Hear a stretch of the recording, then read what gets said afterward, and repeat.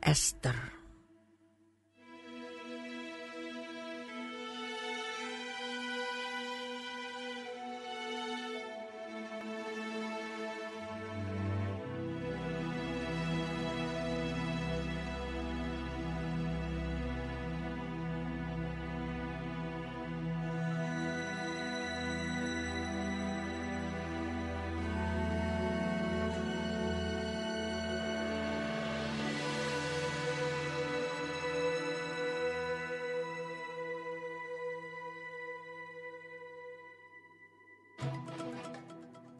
Pada zaman Ahasiweros, dialah Ahasiweros yang merajai 127 daerah, mulai dari India sampai ke Ethiopia. Pada zaman itu, ketika Raja Ahasiweros bersemayam di atas tahta kerajaannya di dalam benteng Susan, pada tahun yang ketiga dalam pemerintahannya, diadakanlah oleh Baginda perjamuan bagi semua pembesar dan pegawainya, tentara Persia dan Media, kaum bangsawan dan pembesar daerah hadir di hadapan Baginda. Di samping itu, Baginda memamerkan kekayaan kemuliaan kerajaannya dan keindahan kebesarannya yang bersemarak berhari-hari lamanya, sampai 180 hari.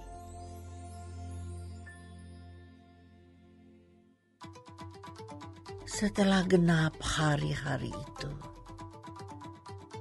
maka raja mengadakan perjamuan lagi 7 hari lamanya bagi seluruh rakyatnya yang terdapat di dalam benteng Susan,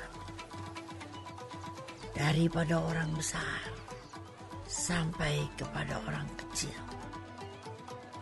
bertempat di pelataran yang ada di taman istana kerajaan. Di situ tirai-mirai daripada kain lenan, mori halus, dan kain ungu tua yang terikat dengan tali lenan halus dan ungu muda, bergantung pada tombol-tombol perak di tiang-tiang marmer putih, sedang katil emas dan perak ditempatkan di atas lantai pualam marmer putih, gewang, dan pelingkap. Minuman dihidangkan dalam piala emas yang beraneka warna, dan anggurnya ialah anggur minuman raja yang berlimpah-limpah, sebagaimana layak bagi raja. Adapun aturan minum ialah tiada dengan paksa, karena beginilah diisyaratkan raja kepada semua bentara dalam, supaya mereka berbuat menurut keinginan tiap-tiap orang. Juga Wasti, sang ratu, mengadakan perjamuan bagi semua perempuan di dalam istana Raja Ahasiweros. Pada hari yang ketujuh, ketika raja riang gembira hatinya karena minum anggur, bertitahlah baginda kepada Mehuman, Bista, Harbona, Bigta, Abagta, Zetar, dan Karkas, yakni ketujuh sida-sida yang bertugas di hadapan Raja Ahasuerus, supaya mereka membawa Wasti, sang ratu, dengan memakai mahkota kerajaan, menghadap raja untuk memperlihatkan kecantikannya kepada sekalian rakyat dan pembesar-pembesar. Karena sang ratu sangat elok rupanya. Tetapi Ratu Wasti menolak untuk menghadap menurut titah raja yang disampaikan oleh sida-sida itu. Sehingga sangat geramlah raja dan berapi-apilah murkanya. Maka bertanyalah raja kepada orang-orang arif bijaksana, orang-orang yang mengetahui kebiasaan zaman. Karena demikianlah biasanya masalah-masalah raja dikemukakan kepada para ahli undang-undang dan hukum. Adapun yang terdekat kepada baginda ialah Karsena, Setar, Atmata, Tarsis, Meres, Marsena, dan Memukan, ketujuh pembesar Persia dan Media yang boleh memandang wajah raja dan yang mempunyai kedudukan yang tinggi di dalam kerajaan. Tanya raja, apakah yang harus diperbuat atas Ratu Wasti menurut undang-undang? Karena tidak dilakukannya titah Raja Ahasuerus yang disampaikan oleh sida-sida. Maka sembah Memukan di hadapan raja dan para pembesar itu. Wasti sang ratu bukan bersalah kepada raja saja, melainkan juga kepada semua pembesar dan segala bangsa yang di dalam segala daerah Raja Ahasuerus. Karena kelakuan sang ratu itu akan merata kepada semua perempuan, sehingga mereka tidak menghiraukan suaminya. Apabila diceritakan orang, Raja Ahasuerus menitahkan supaya Wasti sang ratu dibawa menghadap kepadanya. Tetapi ia tidak mau datang. Pada hari ini juga, istri para pembesar raja di Persia dan Media yang mendengar tentang kelakuan sang ratu akan berbicara tentang hal itu kepada suaminya, sehingga berlarut-larutlah penghinaan dan kegusaran.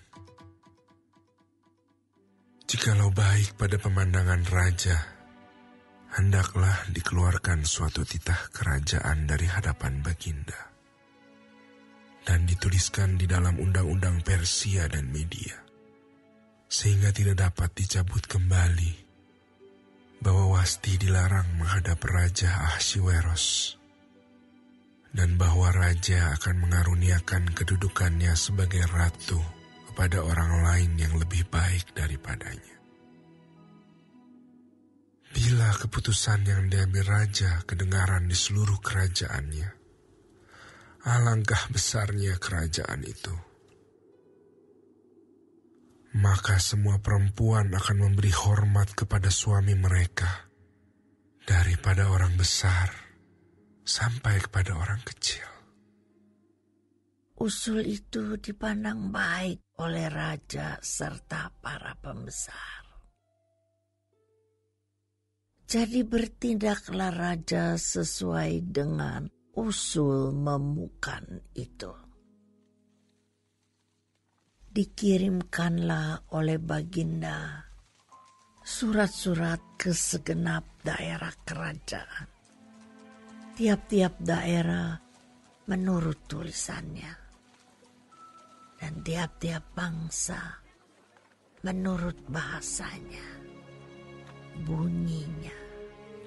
Setiap laki-laki harus menjadi kepala dalam rumah tangganya dan berbicara menurut bahasa bangsanya.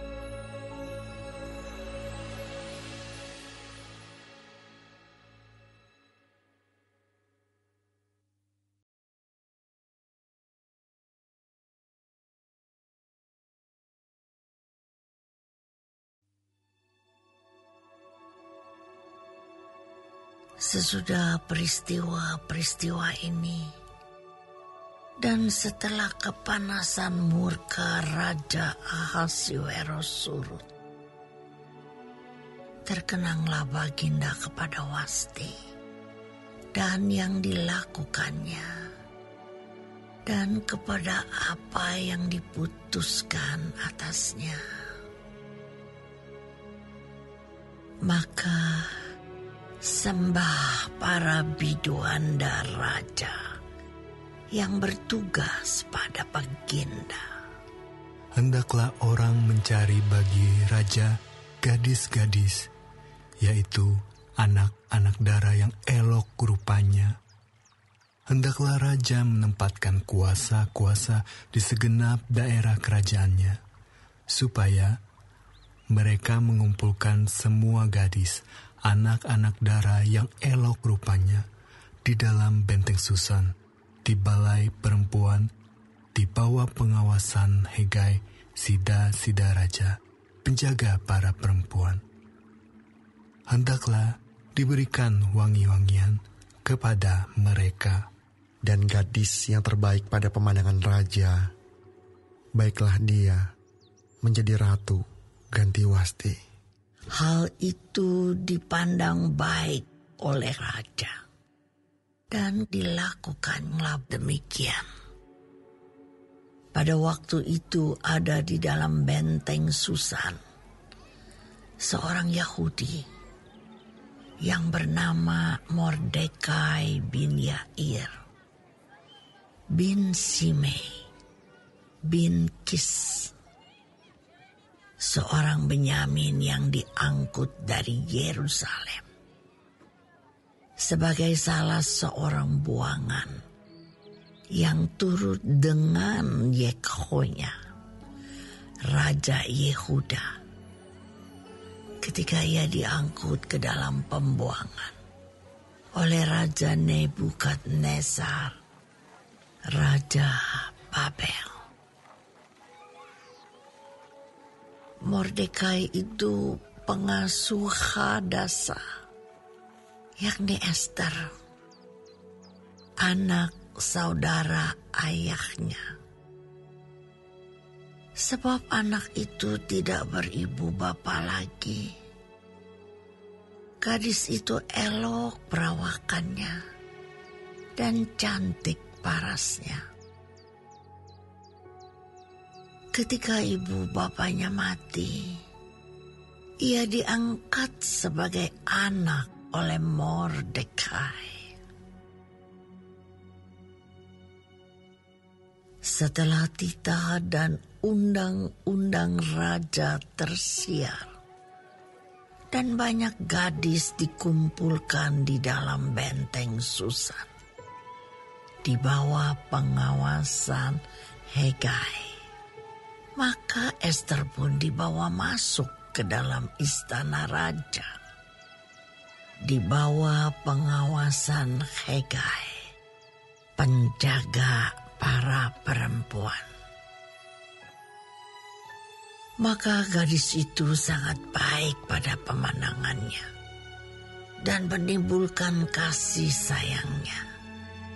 Sehingga Hegai segera memberikan wangi-wangian dan pelabur kepadanya. Dan juga 7 orang dayang-dayang yang terpilih dari isi istana raja. Kemudian memindahkan dia dengan dayang-dayangnya ke bagian yang terbaik di dalam balai perempuan. Esther tidak memberitahukan kebangsaan dan asal-usulnya karena dilarang oleh Mordekai. Tiap-tiap hari berjalan-jalanlah Mordekai di depan pelataran balai perempuan itu untuk mengetahui bagaimana keadaan Esther dan apa yang akan berlaku atasnya. Tiap-tiap kali seorang gadis mendapat giliran untuk masuk menghadap Raja Ahasuerus, dan sebelumnya ia dirawat menurut peraturan bagi para perempuan selama 12 bulan. Sebab seluruh waktu itu digunakan untuk pemakaian wangi-wangian.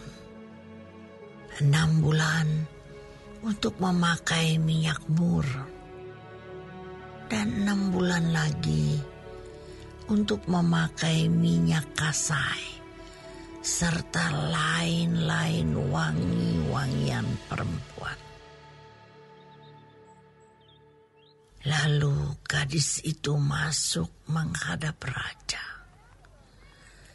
Dan segala apa yang dimintanya harus diberikan kepadanya untuk dibawa masuk dari balai perempuan ke dalam istana raja. Pada waktu petang ia masuk, dan pada waktu pagi ia kembali. Tetapi sekali ini ke dalam balai perempuan yang kedua, di bawah pengawasan Saasgas, sida-sida raja, penjaga para gundik. Ia tidak diperkenankan masuk lagi menghadap raja, kecuali jikalau raja berkenan kepadanya. Dan ia dipanggil dengan disebutkan namanya. Ketika Esther, anak Abihail, yakni saudara ayah Mordekai, yang mengangkat Esther sebagai anak, mendapat giliran untuk masuk menghadap raja, maka ia tidak menghendaki sesuatu apapun selain daripada yang dianjurkan oleh Hegai, sida-sida raja, penjaga para perempuan. Maka Esther dapat menimbulkan kasih sayang pada semua orang yang melihat dia. Demikianlah Esther dibawa masuk menghadap Raja Ahasuerus ke dalam istananya pada bulan yang ke-10, yakni bulan Tebet, pada tahun yang ke-7 dalam pemerintahan Baginda. Maka Ester dikasihi oleh Baginda lebih daripada semua perempuan lain. Dan ia beroleh sayang dan kasih Baginda lebih daripada semua anak dara lain.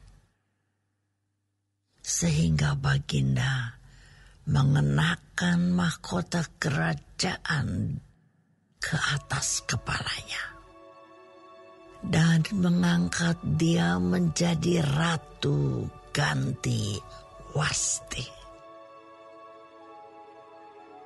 Kemudian diadakanlah oleh Baginda suatu perjamuan bagi semua pembesar dan pegawainya, yakni perjamuan karena Ester. Dan Baginda menitahkan kebebasan pajak bagi daerah-daerah serta mengaruniakan anugerah sebagaimana layak bagi raja. Selama anak-anak dara dikumpulkan untuk kedua kalinya, Mordekai duduk di pintu gerbang istana raja. Adapun Ester tidak memberitahukan asal-usul dan kebangsaannya, seperti diperintahkan kepadanya oleh Mordekai. Sebab Ester tetap berbuat menurut perkataan Mordekai, seperti pada waktu ia masih dalam asuhannya. Pada waktu itu, ketika Mordekai duduk di pintu gerbang istana raja, sakit hatilah Bigtan dan Teres, dua orang sida-sida raja yang termasuk golongan penjaga pintu. Lalu berikhtiarlah mereka untuk membunuh Raja Ahasuerus. Tetapi perkara itu dapat diketahui oleh Mordekai, lalu diberitahukannya kepada Ester sang ratu. Dan Ester mempersembahkannya kepada raja atas nama Mordekai. Perkara itu diperiksa dan ternyata benar. Maka kedua orang itu disulahkan pada tiang. Dan peristiwa itu dituliskan di dalam kitab sejarah di hadapan raja.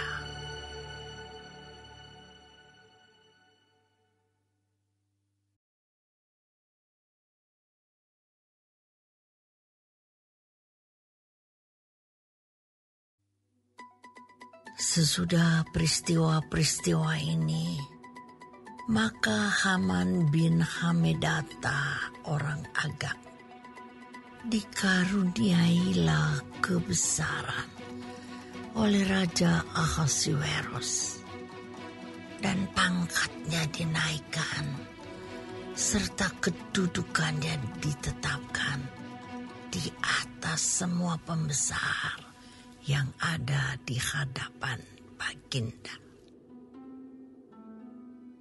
Dan semua pegawai raja yang di pintu gerbang istana raja berlutut dan sujud kepada Haman. Sebab demikianlah diperintahkan raja tentang dia. Tetapi Mordekai tidak berlutut dan tidak sujud. Maka para pegawai raja yang di pintu gerbang istana raja berkata kepada Mordekai, "Mengapa engkau melanggar perintah raja?" Setelah mereka menegur dia berhari-hari, dengan tidak didengarkannya juga, maka hal itu diberitahukan merekalah kepada Haman untuk melihat apakah sikap Mordekai itu dapat tetap, sebab ia telah menceritakan kepada mereka bahwa ia orang Yahudi. Ketika Haman melihat bahwa Mordekai tidak berlutut dan sujud kepadanya, maka sangat panaslah hati Haman. Tetapi ia menganggap dirinya terlalu hina untuk membunuh hanya Mordekai saja. Karena orang telah memberitahukan kepadanya kebangsaan Mordekai itu. Jadi Haman mencari ikhtiar memunahkan semua orang Yahudi, yakni bangsa Mordekai itu, di seluruh kerajaan Ahasuerus. Dalam bulan pertama, yakni bulan Nisan, dalam tahun yang ke-12, zaman Raja Ahasuerus, orang membuang pur, yakni undi, di depan Haman, hari demi hari dan bulan demi bulan, sampai jatuh pada bulan yang ke-12, yakni bulan Adar. Maka sembah Haman kepada Raja Ahasuerus. Ada suatu bangsa yang hidup tercerai-berai dan terasing di antara bangsa-bangsa di dalam seluruh kerajaan Tuhanku. Dan hukum mereka berlainan dengan hukum segala bangsa. Dan hukum raja tidak dilakukan mereka, sehingga tidak patut bagi raja membiarkan mereka leluasa. Jikalau baik pada pemandangan raja, hendaklah dikeluarkan surat titah untuk membinasakan mereka. Maka hamba akan menimbang perak 10.000 talenta dan menyerahkannya kepada tangan para pejabat yang bersangkutan, supaya mereka memasukkannya ke dalam perbendaharaan raja. Maka raja mencabut cincin meterainya dari jarinya, lalu diserahkannya kepada Haman bin Hamedata, orang Agag, seteru orang Yahudi itu.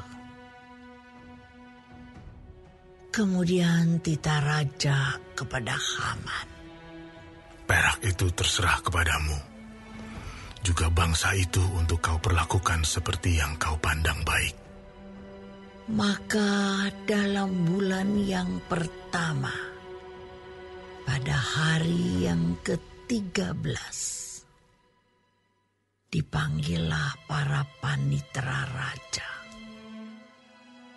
Lalu sesuai dengan segala yang diperintahkan Haman, ditulislah surat kepada wakil-wakil raja, kepada setiap bupati yang menguasai daerah, dan kepada setiap pembesar bangsa, yakni kepada tiap-tiap daerah menurut tulisannya, dan kepada tiap-tiap bangsa menurut bahasanya.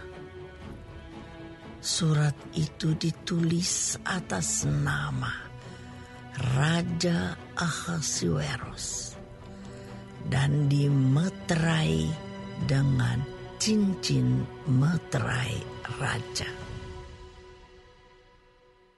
Surat-surat itu dikirimkan dengan perantaraan pesuruh-pesuruh cepat ke segala daerah kerajaan, supaya dipunahkan, dibunuh, dan dibinasakan semua orang Yahudi, daripada yang muda sampai kepada yang tua, bahkan anak-anak dan perempuan-perempuan pada satu hari juga. Pada tanggal 13 bulan yang ke-12, yakni bulan Adar, dan supaya dirampas harta milik mereka. Salinan surat itu harus diundangkan di dalam tiap-tiap daerah, lalu diumumkan kepada segala bangsa, supaya mereka bersiap-siap untuk hari itu. Maka dengan tergesa-gesa berangkatlah pesuruh-pesuruh cepat itu atas titah raja, dan undang-undang itu dikeluarkan di dalam benteng Susan.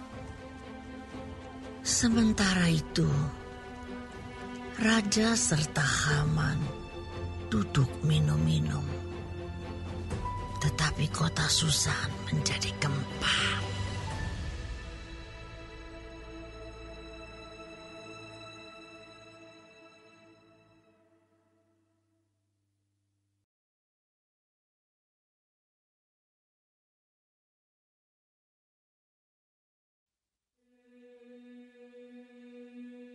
Setelah Mordekai mengetahui segala yang terjadi itu, ia mengoyakkan pakaiannya, lalu memakai kain kabung dan abu. Kemudian keluar berjalan di tengah-tengah kota, sambil melolong-lolong dengan nyaring dan pedih. Dengan demikian, datanglah ia sampai ke depan pintu gerbang istana raja. Karena seorang pun tidak boleh masuk pintu gerbang istana raja dengan berpakaian kain kabung. Di tiap-tiap daerah kemana titah dan undang-undang raja telah sampai, ada perkabungan yang besar di antara orang Yahudi, disertai puasa dan ratap tangis. Oleh banyak orang dibentangkan kain kabung dengan abu sebagai lapik tidurnya. Ketika dayang-dayang dan sida-sida Ester memberitahukan hal itu kepadanya, maka sangatlah risau hati sang ratu. Lalu dikirimkannyalah pakaian supaya dipakaikan kepada Mordekai, dan supaya ditanggalkan kain kabungnya daripadanya. Tetapi tidak diterimanya.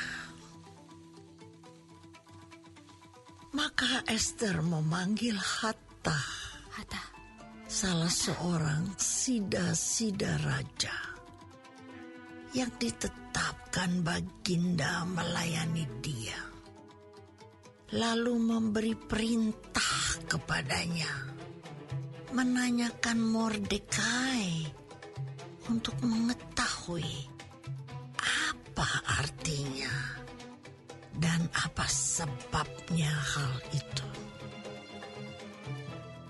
Lalu keluarlah Hathach mendapatkan Mordekai di lapangan kota yang di depan pintu gerbang istana raja. Dan Mordekai menceritakan kepadanya segala yang dialaminya, serta berapa banyaknya perak yang dijanjikan oleh Haman akan ditimbang untuk perbendaharaan raja sebagai harga pembinasaan orang Yahudi. Juga salinan surat undang-undang yang dikeluarkan di Susan untuk memunahkan mereka itu diserahkannya kepada Hathach supaya diperlihatkan dan diberitahukan kepada Ester. Lagi pula Hathach disuruh menyampaikan pesan kepada Ester supaya pergi menghadap raja untuk memohon karunia-Nya dan untuk membela bangsanya di hadapan Baginda. Lalu masuklah Hathach dan menyampaikan perkataan Mordekai kepada Ester. Akan tetapi Ester menyuruh Hathach memberitahukan kepada Mordekai, semua pegawai raja serta penduduk daerah-daerah kerajaan mengetahui bahwa bagi setiap laki-laki atau perempuan yang menghadap raja di pelataran dalam dengan tiada dipanggil, hanya berlaku satu undang-undang, yakni hukuman mati. Hanya orang yang kepadanya raja mengulurkan tongkat emas yang akan tetap hidup. Dan aku selama 30 hari ini tidak dipanggil menghadap raja. Ketika disampaikan orang perkataan Ester itu kepada Mordekai, maka Mordekai menyuruh menyampaikan jawab ini kepada Ester. Jangan kira karena engkau di dalam istana raja, hanya engkau yang akan terluput dari antara semua orang Yahudi.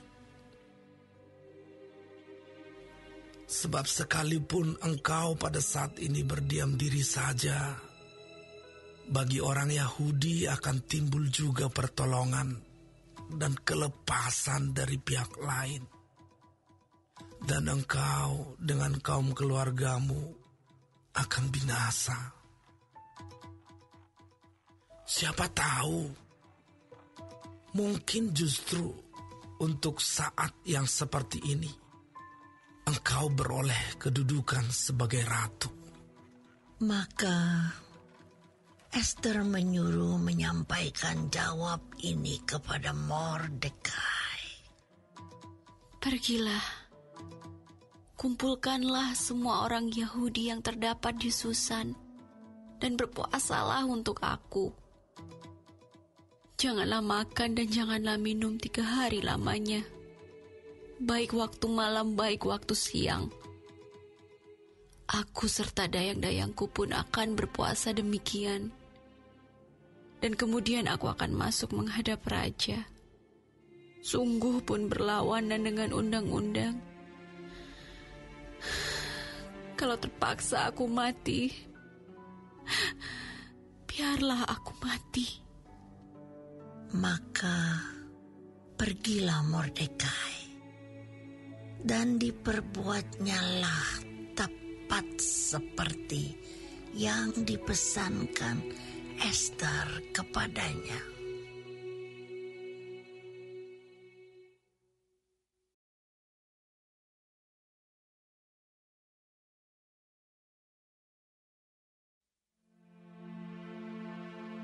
Pada hari yang ketiga, Ester mengenakan pakaian ratu. Lalu berdirilah ia di pelataran dalam istana raja, tepat di depan istana raja.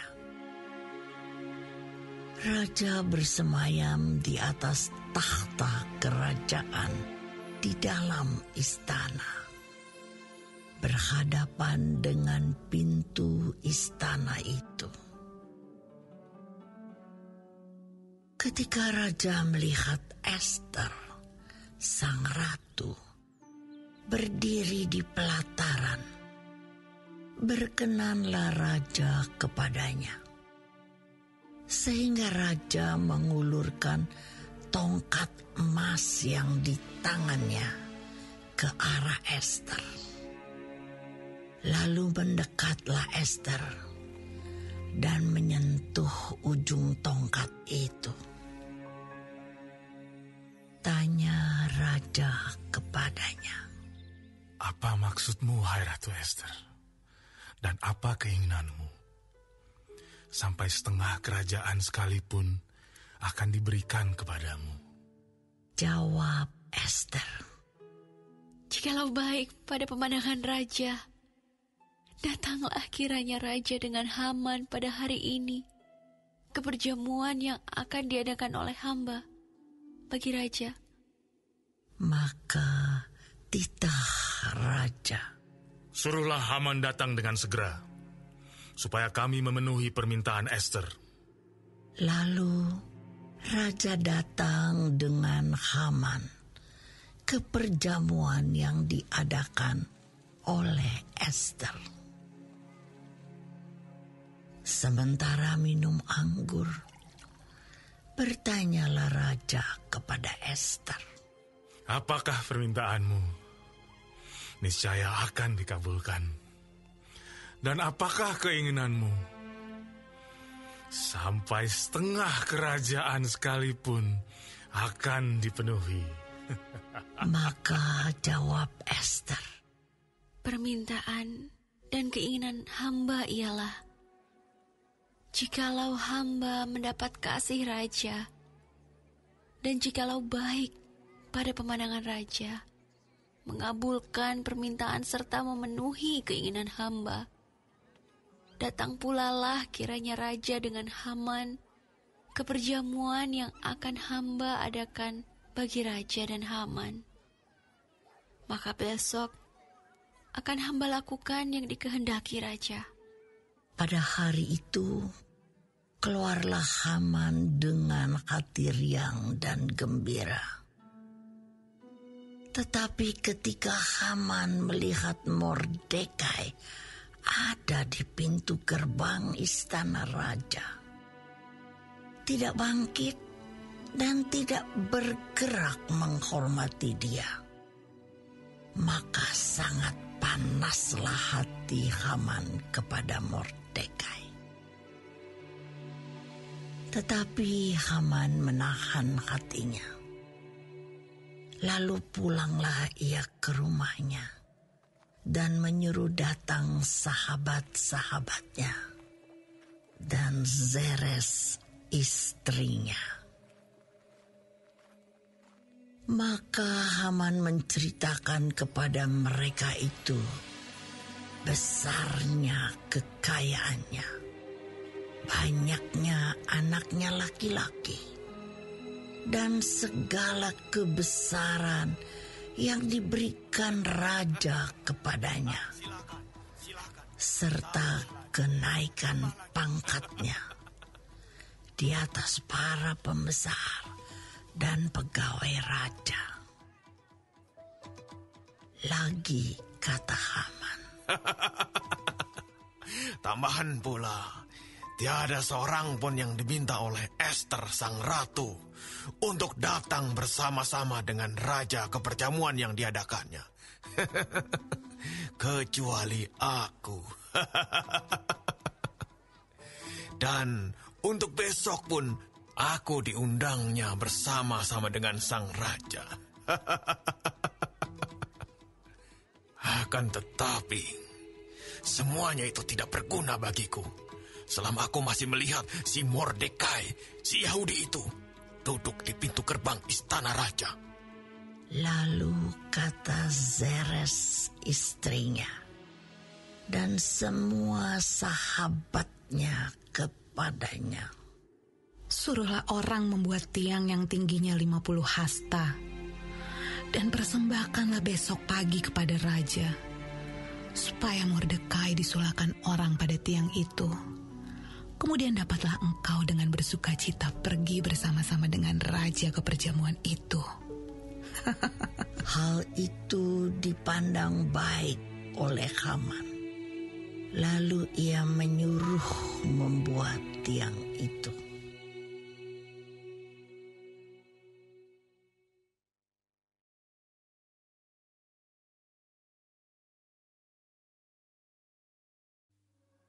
Pada malam itu juga, raja tidak dapat tidur. Maka bertitahlah Bagenda membawa kitab pencatatan sejarah, lalu dibacakan di hadapan raja.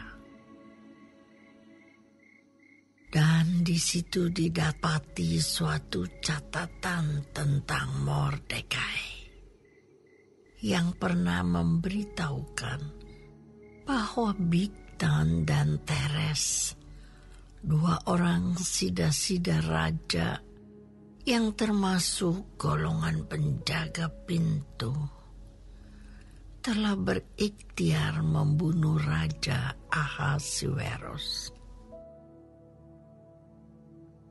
Maka bertanyalah raja, kehormatan dan kebesaran apakah yang dianugerahkan kepada Mordekai oleh sebab perkara itu? Jawab para biduanda raja yang bertugas pada Baginda.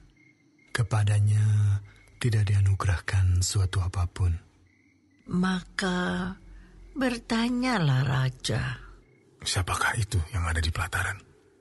Pada waktu itu, Haman baru datang di pelataran luar istana raja untuk memberitahukan kepada Baginda bahwa ia hendak menyulahkan Mordekai pada tiang yang sudah didirikannya untuk dia. Lalu jawab para biduanda raja kepada Baginda, itulah Haman, ia berdiri di pelataran. Maka titah raja, suruhlah dia masuk. Setelah Haman masuk, bertanyalah raja kepadanya, apakah yang harus dilakukan kepada orang yang raja berkenan menghormatinya?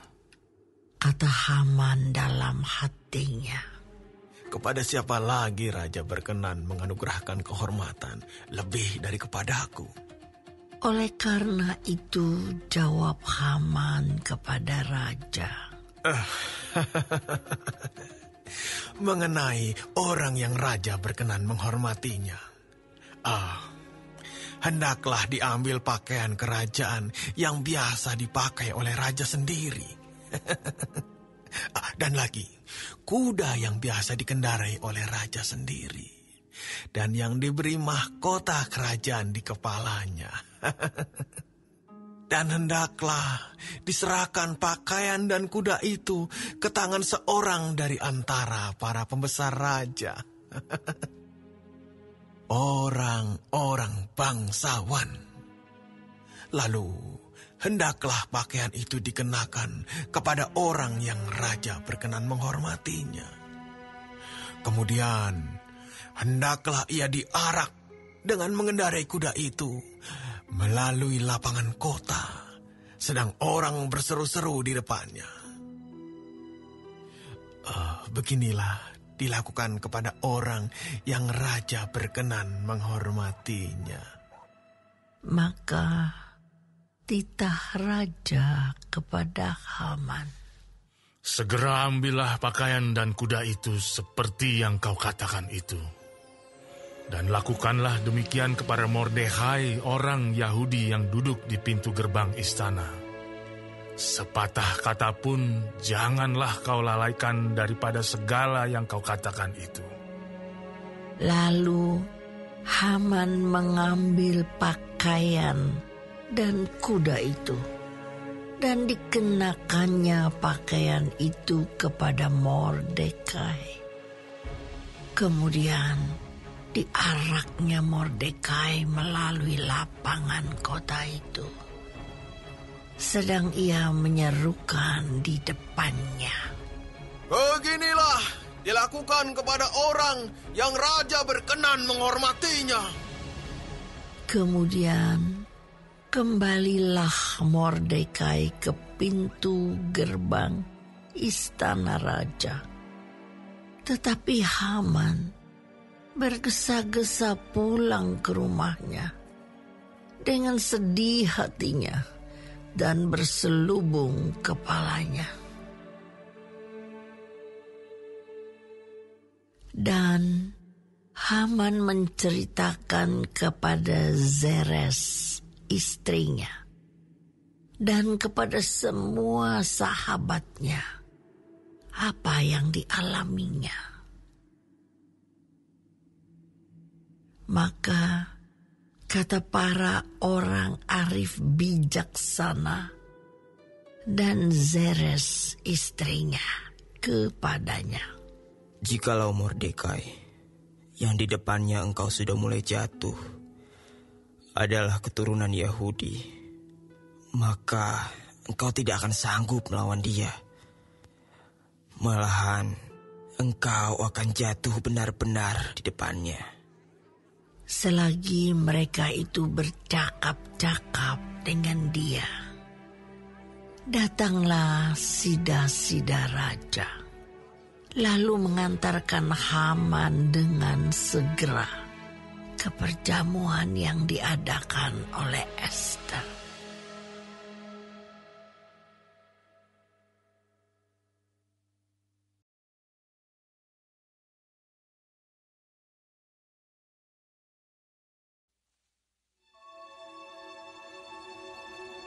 Datanglah raja dengan Haman untuk dijamu oleh Ester sang ratu.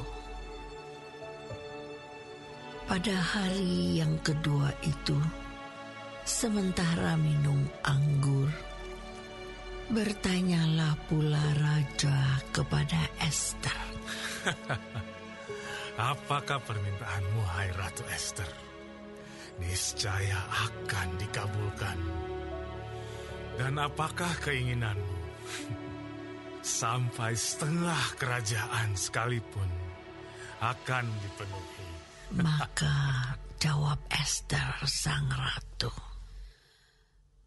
"Ya Raja, jikalau hamba mendapat kasih Raja, dan jikalau baik pada pemandangan Raja, karuniakanlah kiranya kepada hamba nyawa hamba atas permintaan hamba dan bangsa hamba atas keinginan hamba.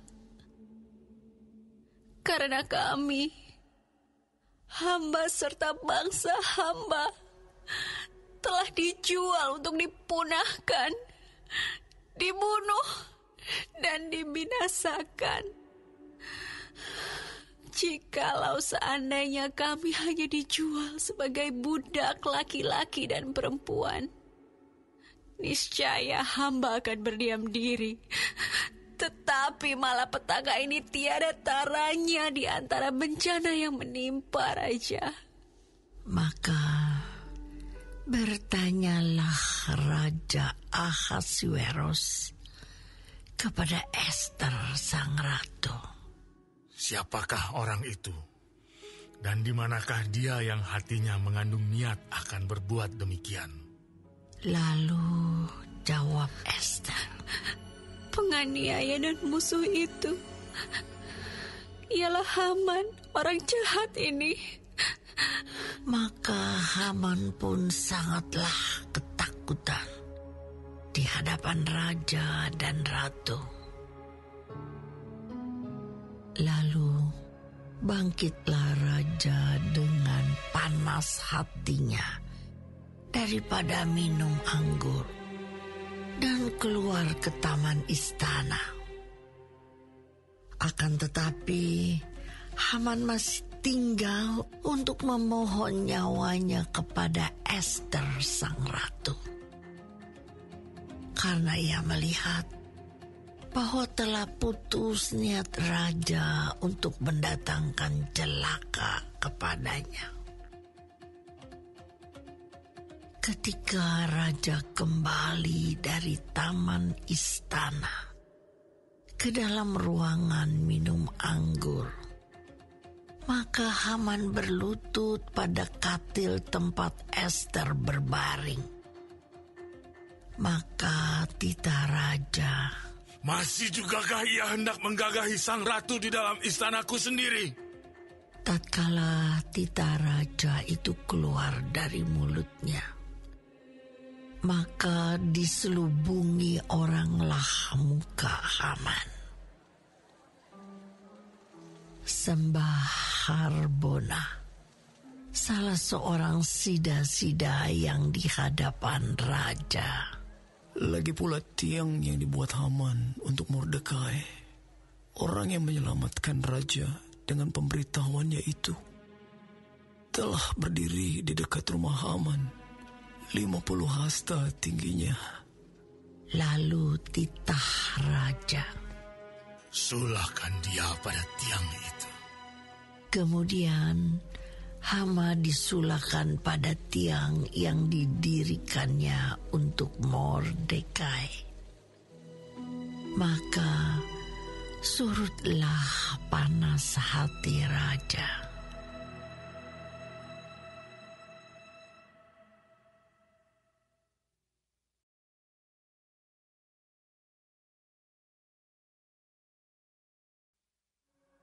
Pada hari itu juga Raja Ahasuerus mengaruniakan harta milik Haman, seteru orang Yahudi, kepada Ester sang ratu.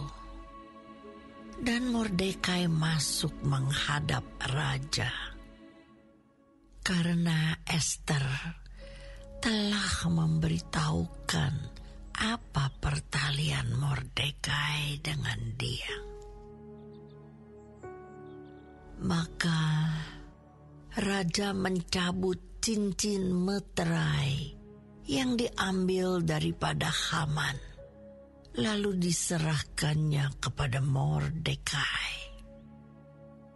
Dan Mordekai diangkat oleh Ester menjadi kuasa atas harta milik Haman. Kemudian Ester berkata lagi kepada raja sambil sujud pada kakinya dan menangis memohon karunia-Nya supaya dibatalkannya maksud jahat Haman, orang Agag itu, serta rancangan yang sudah dibuatnya terhadap orang Yahudi. Maka raja mengulurkan tongkat emas kepada Ester. Lalu bangkitlah Ester dan berdiri di hadapan raja serta sembahnya. Jikalau baik pada pemandangan raja, dan jikalau hamba mendapat kasih raja, Dan hal ini kiranya dipandang benar oleh raja. Dan raja berkenan kepada hamba.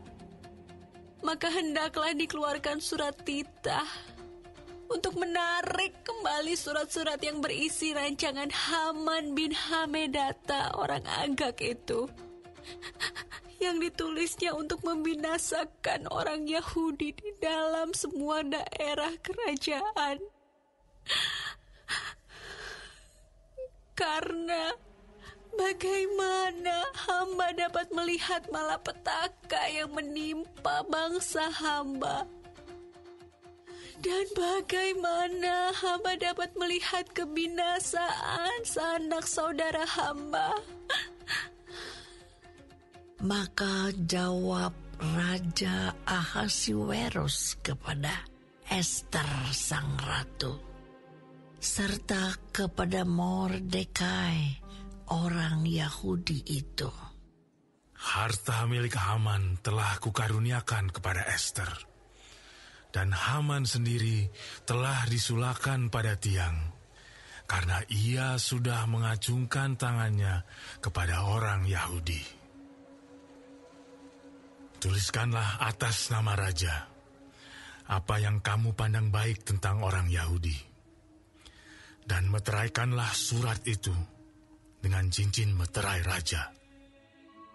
Karena surat yang dituliskan atas nama raja dan dimeteraikan dengan cincin meterai raja tidak dapat ditarik kembali. Pada waktu itu juga dipanggillah para panitera raja dalam bulan yang ketiga, yakni bulan Siwan, pada tanggal 23, dan sesuai dengan segala yang diperintahkan Mordekai, ditulislah surat kepada orang Yahudi dan kepada para wakil pemerintah, para bupati, dan para pembesar daerah dari India sampai ke Ethiopia. 127 daerah. Kepada tiap-tiap daerah menurut tulisannya, dan kepada tiap-tiap bangsa menurut bahasanya, dan juga kepada orang Yahudi menurut tulisan dan bahasanya. Maka ditulislah pesan atas nama Raja Ahasuerus, dan dimeterai dengan cincin meterai raja.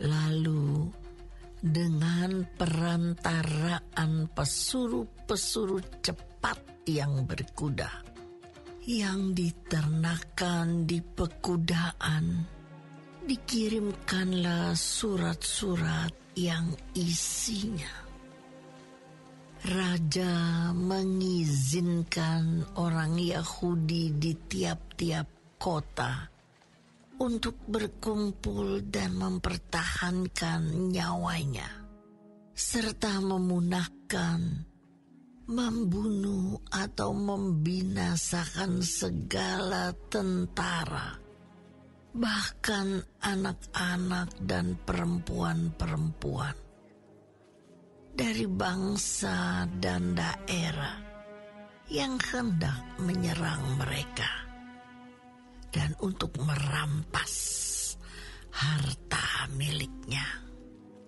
Pada hari yang sama di segala daerah Raja Ahasuerus, pada tanggal 13 bulan yang ke-12, yakni bulan Adar. Salinan pesan tertulis itu harus diundangkan di tiap-tiap daerah, lalu diumumkan kepada segala bangsa. Dan orang Yahudi harus bersiap-siap untuk hari itu akan melakukan pembalasan kepada musuhnya. Maka dengan terburu-buru dan tergesa-gesa, berangkatlah pesuruh-pesuruh cepat yang mengendarai kuda kerajaan yang tangkas itu atas titah raja, dan undang-undang itu dikeluarkan di dalam benteng Susan. Dan Mordekai keluar dari hadapan raja dengan memakai pakaian kerajaan daripada kain ungu tua dan kain lenan, dengan memakai tajuk emas yang mengagumkan, serta jubah daripada kain lenan halus dan kain ungu muda. Maka kota Susan pun bertempik soraklah dan bersukaria. Orang Yahudi telah beroleh kelapangan hati dan bersukacita, kegirangan, dan kehormatan. Demikian juga di tiap-tiap daerah dan tiap-tiap kota. Di tempat manapun titah dan undang-undang raja telah sampai, ada sukacita dan kegirangan di antara orang Yahudi. Dan lagi banyak dari antara rakyat negeri itu masuk Yahudi, karena mereka ditimpa ketakutan kepada orang Yahudi.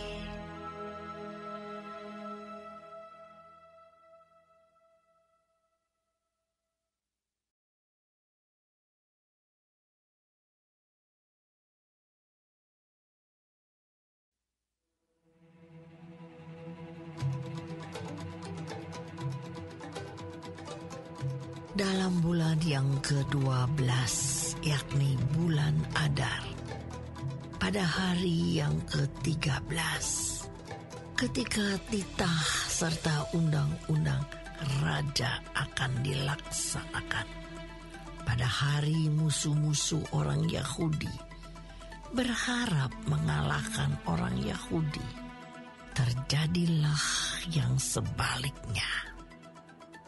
Orang Yahudi mengalahkan pembenci-pembenci mereka. Maka berkumpullah orang Yahudi di dalam kota-kotanya di seluruh daerah Raja Ahasiweros untuk membunuh orang-orang yang berikhtiar mencelakakan mereka. Dan tiada seorang pun tahan menghadapi mereka, karena ketakutan kepada orang Yahudi telah menimpa segala bangsa itu. Dan semua pembesar daerah dan wakil pemerintahan dan bupati serta pejabat kerajaan menyokong orang Yahudi karena ketakutan kepada Mordekai telah menimpa mereka. Sebab Mordekai besar kekuasaannya di dalam istana raja, dan tersiarlah berita tentang dia ke segenap daerah, karena Mordekai itu bertambah-tambah besar kekuasaannya. Maka orang Yahudi mengalahkan semua musuhnya. Mereka memukulnya dengan pedang, membunuh dan membinasakannya. Mereka berbuat sekehendak hatinya terhadap pembenci-pembenci mereka. Di dalam benteng Susan saja, orang Yahudi membunuh dan membinasakan 500 orang. Juga Parsandata, Dalfon, Aspata, Porata, Adalia, Aridata, Parmasta, Arisai, Aridai, dan Waizata. Ke-10 anak laki-laki Haman bin Hamedata, seteru orang Yahudi, dibunuh oleh mereka. Tetapi kepada barang rampasan tidaklah mereka mengulurkan tangan. Pada hari itu juga jumlah orang-orang yang terbunuh di dalam benteng Susan disampaikan ke hadapan raja. Lalu titah raja kepada Ester sang ratu. Di dalam benteng Susan saja, orang Yahudi telah membunuh dan membinasakan 500 orang beserta ke-10 anak Haman. Di daerah-daerah kerajaan yang lain, entahlah apa yang diperbuat mereka. Dan apakah permintaanmu sekarang? Niscaya akan dikabulkan. Dan apakah keinginanmu lagi? Niscaya dipenuhi. Lalu jawab Ester, "Jikalau baik pada pemandangan raja, diizinkanlah kiranya kepada orang Yahudi yang di Susan untuk berbuat besok pun sesuai dengan undang-undang untuk hari ini. Dan ke-10 anak Haman itu hendaklah disulakan pada tiang." Raja pun menitahkan berbuat demikian. Maka undang-undang itu dikeluarkan di Susan, dan ke-10 anak Haman disulakan orang. Jadi berkumpullah orang Yahudi di Susan pada hari yang ke-14 bulan Adar juga. Dan dibunuhnyalah di Susan 300 orang. Tetapi kepada barang rampasan tidaklah mereka mengulurkan tangan. Orang Yahudi yang lain yang ada di dalam daerah kerajaan berkumpul dan mempertahankan nyawanya serta mendapat keamanan terhadap musuhnya. Mereka membunuh 75.000 orang di antara pembenci-pembenci mereka. Tetapi kepada barang rampasan tidaklah mereka mengulurkan tangan. Hal itu terjadi pada hari yang ke-13 dalam bulan Adar.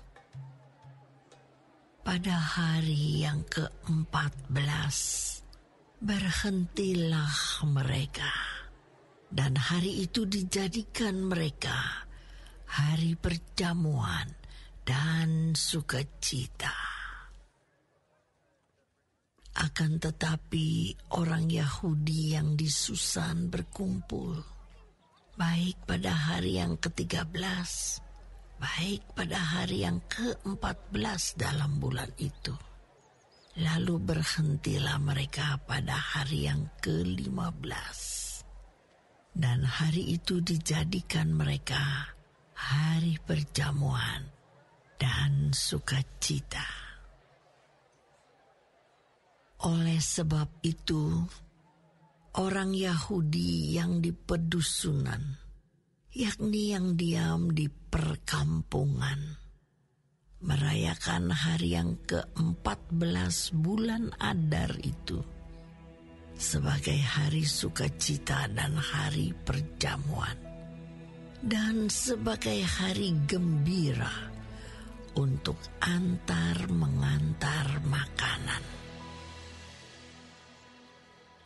Maka Mordekai menuliskan peristiwa itu, lalu mengirimkan surat-surat kepada semua orang Yahudi di seluruh daerah Raja Ahasuerus, baik yang dekat, baik yang jauh, untuk mewajibkan mereka supaya tiap-tiap tahun merayakan hari yang ke-14 dan yang ke-15 bulan Adar.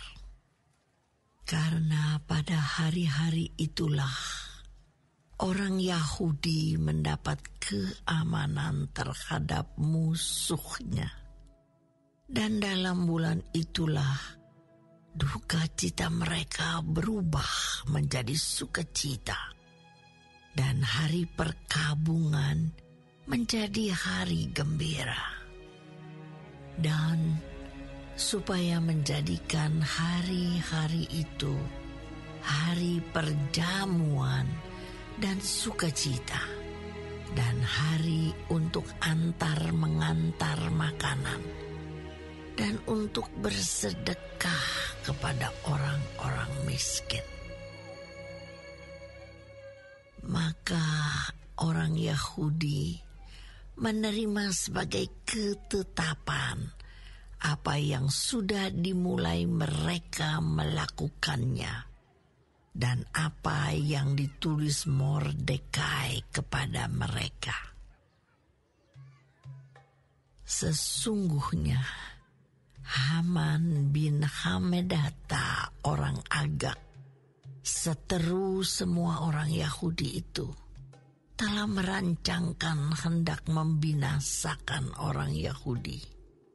Dan ia pun telah membuang pur, yakni undi, untuk menghancurkan dan membinasakan mereka.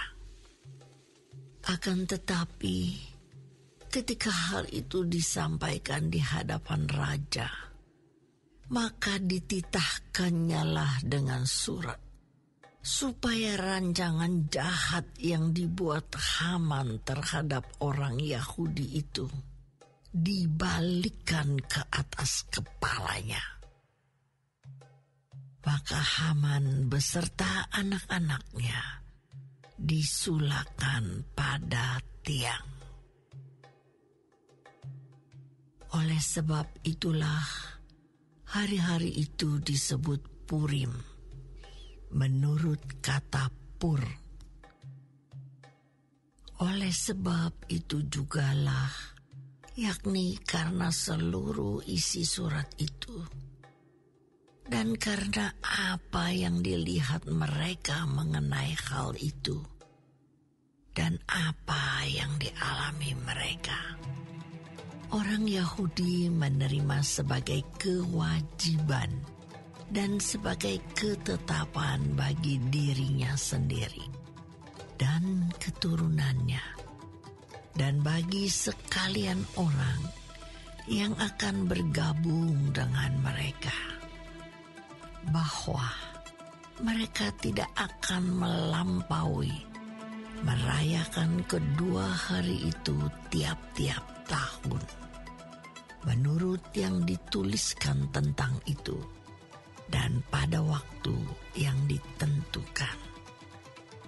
Dan bahwa hari-hari itu akan diperingati dan dirayakan di dalam tiap-tiap angkatan, di dalam tiap-tiap kaum, di tiap-tiap daerah, di tiap-tiap kota, sehingga hari-hari Purim itu tidak akan lenyap dari tengah-tengah orang Yahudi, dan peringatannya tidak akan berakhir dari antara keturunan mereka. Lalu Ester sang ratu, anak Abihail, menulis surat bersama-sama dengan Mordekai orang Yahudi itu.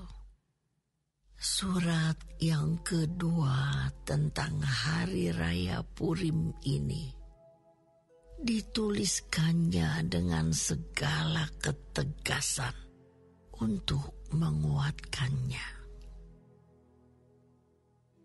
Lalu dikirimkanlah surat-surat kepada semua orang Yahudi di dalam ke-127 daerah kerajaan Ahasuerus dengan kata-kata salam dan setia,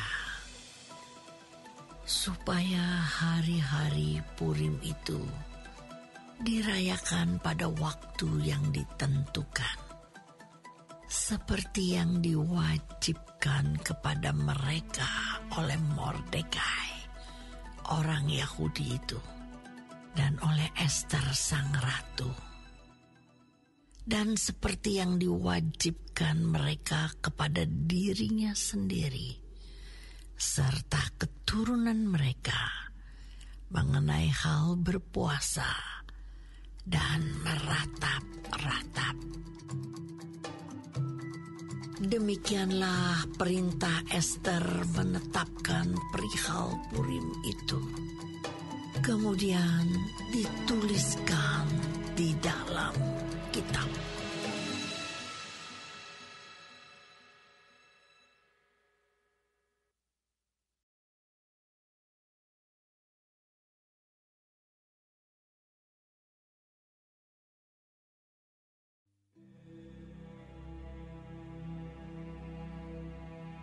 Maka Raja Ahasuerus mengenakan upeti atas negeri dan daerah-daerah pesisir juga. Segala perbuatannya yang hebat serta gagah dan pemberitaan yang seksama tentang kebesaran yang dikaruniakan raja kepada Mordekai. Bukankah semuanya itu tertulis di dalam kitab sejarah raja-raja Media dan Persia? Karena Mordekai, orang Yahudi itu, menjadi orang kedua di bawah Raja Ahasuerus, dan ia dihormati oleh orang Yahudi serta disukai oleh banyak sanak saudaranya, sebab ia mengikhtiarkan yang baik bagi bangsanya dan berbicara untuk keselamatan bagi semua orang sebangsanya.